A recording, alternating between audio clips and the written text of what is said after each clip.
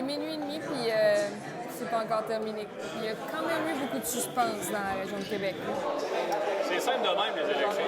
T'attends. J'ai passé ma soirée avec les conservateurs.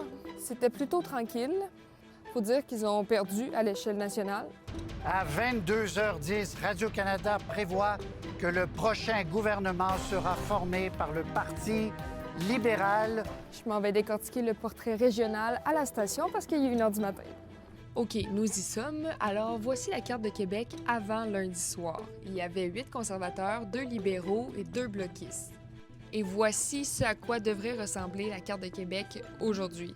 9 conservateurs, 3 libéraux et le bloc est rayé de la carte. Et je dis devrait parce qu'il y a eu du suspense, là. Je vous en parlais tout à l'heure, et c'est notamment dans Montmorency-Charlevoix. On a vu une lutte à 3 pendant très longtemps. Tu vas être capable d'aller dormir? Oui, je vais très bien dormir. Et là, il est 2h20, c'est pas mal l'heure d'aller se coucher. Puis Gabriel Hardy a dit ceci.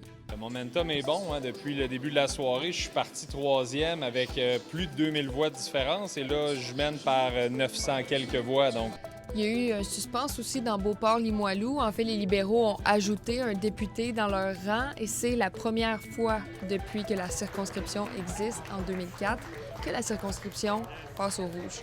On a plus de poids à Ottawa pour faire avancer les dossiers ici. Alors, je pense que ça va faire une différence pour les citoyens de Québec. Les 2 députés bloquistes ont donc été défaites.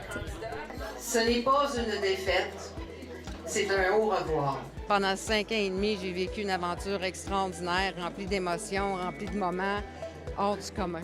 C'était aussi une soirée qui était particulièrement remplie d'émotions pour Luc Berthold. Le député conservateur lutte contre un cancer et il vit le deuil de son fils mort cet hiver. C'est dur à dire. C'est la première victoire où tout mon monde n'est pas avec moi. Fait que je ne sais pas qu'est-ce que ça veut dire. Il manque quelqu'un autour de moi, là. Mais je suis quand même très, très, très content de voir que les gens continuent à me faire confiance malgré tout.